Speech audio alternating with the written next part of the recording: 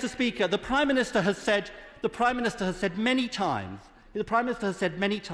he wants to bring unity to the country during his premiership.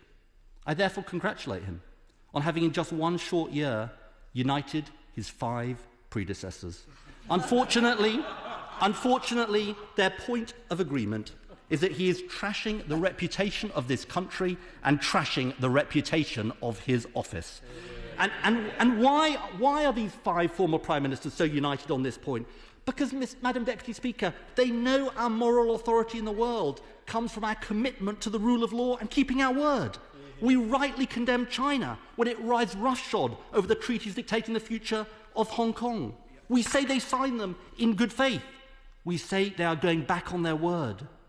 We say, Madam Deputy Speaker, they can't be trusted. And his defence? Don't worry, I can't be trusted either.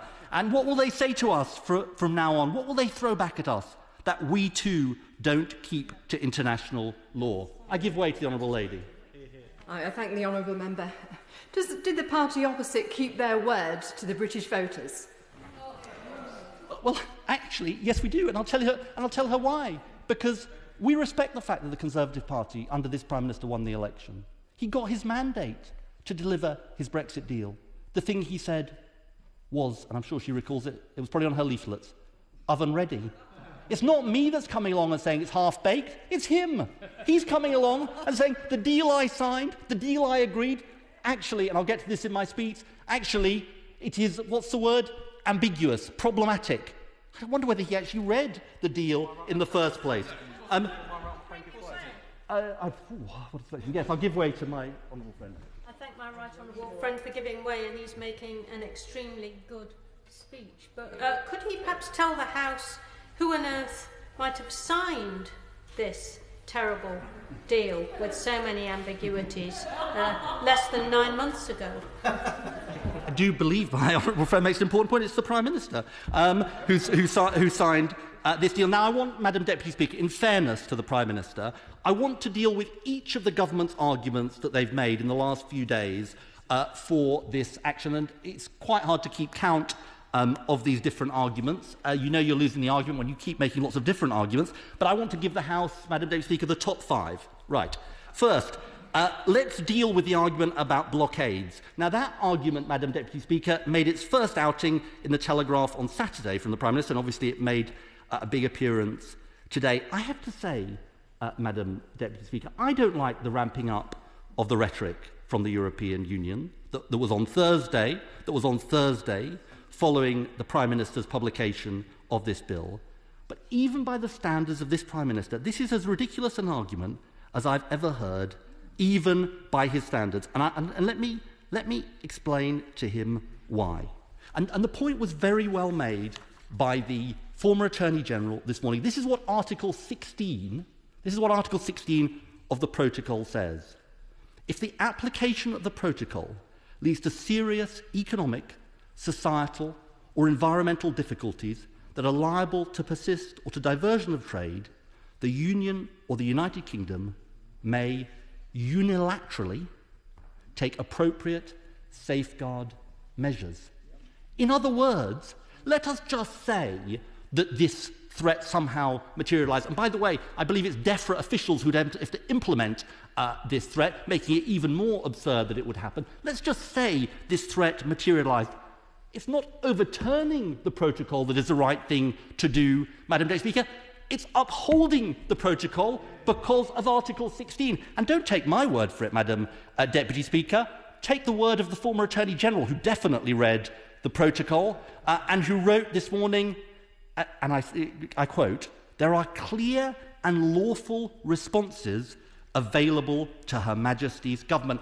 And then, and the Prime Minister tried to slip this in, I don't know whether the House noticed, there is an irony here, which is that, as if this wasn't enough, this bill does precisely nothing to address the issue of the transport of food from Great Britain to Northern Ireland. It is about 2 issues where they're going to override international law. It's about exit declarations, Northern Ireland to GB, and the definition of state aid relating to Northern Ireland. Now, if the Prime Minister wants to tell us that there's another part of this bill that I haven't noticed that will deal with this supposed threat of the blockade, I'll give way to him. I'll very happily give way to him and tell me. He can tell us. I'm sure he's read it. I'm sure he knows it. I'm sure he knows it in detail because he's a details man. Come on, tell us what clause protects the threat that he says he's worried about GB to Northern Ireland exports. I give way to him. Well, the right honourable gentleman can't give way unless he's asked to. There you have it. He didn't read the protocol. He hasn't read the bill. He doesn't know his stuff. Right. Let's deal with the second bogus argument. Second, he claimed on Wednesday it was necessary to protect the Good Friday Agreement. That's the first outing for this was on Wednesday at Prime Minister's Questions.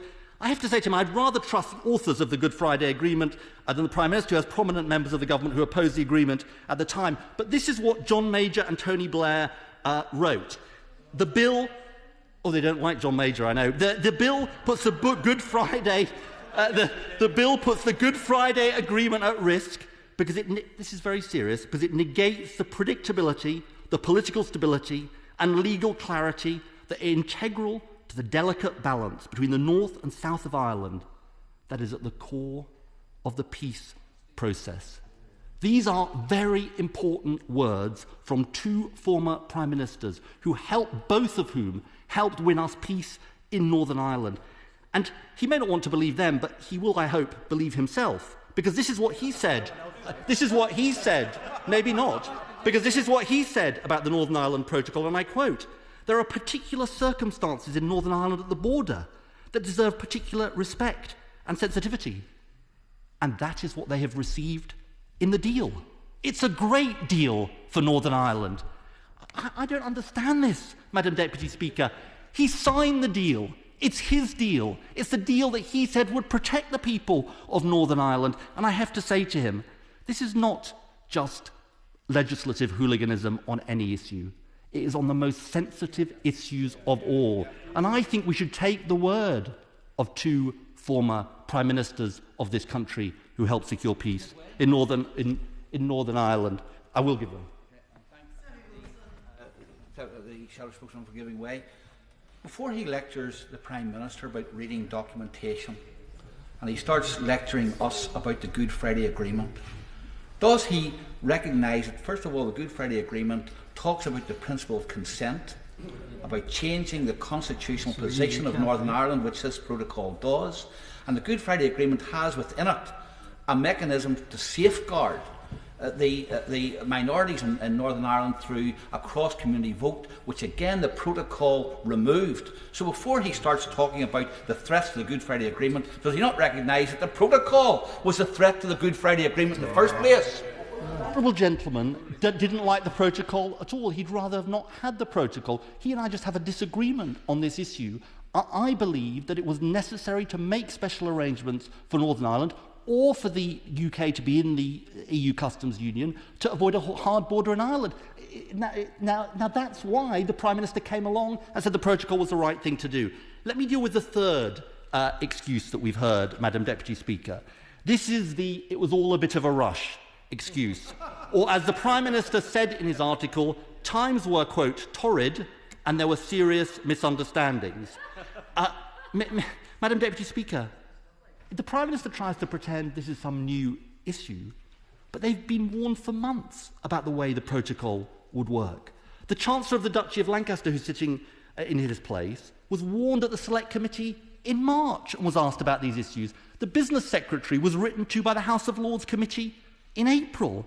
And let's just get this straight for a minute, because I think it's important to take a step back. What the Prime Minister is coming to this House to tell us today is that his flagship achievement, the deal he told us was a triumph, the deal he said, as I said, that was oven-ready, the deal on which he fought and won the general election, is now contradictory and ambiguous. Madam Deputy Speaker, what incompetence, what failure of governance. And Madam Deputy Speaker, how dare he try and blame everyone else?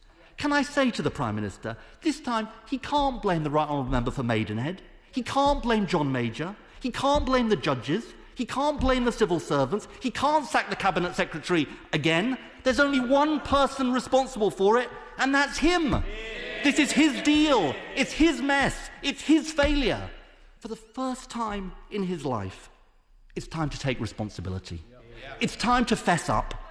Either he wasn't straight with the country about the deal in the first place, or he didn't understand it. Because, Madam Deputy Speaker, a competent government would never have entered into a binding agreement with provisions it could not live with. And if such a government somehow missed the point but woke up later, it would have done what any competent business would do after it realises it can't live with the terms of a contract. It would negotiate a way out in good faith. And that's why, Madam Deputy Speaker, this is also unnecessary. Because there is a mechanism designed for exactly this purpose in the protocol, in the agreement, the Joint Committee on the Northern Ireland Protocol. And what did the Chancellor of the Duchy of Lancaster say on the 11th of March at the Brexit Select Committee? He was asked about the state aids issue, he'll recall that. And he said, and I quote, "The effective working of the protocol is a matter for the Joint Committee to resolve." The remaining issues to which this bill speaks aren't insignificant, but nor are they insurmountable. And that is the right way to pursue them, not an attempt at illegality.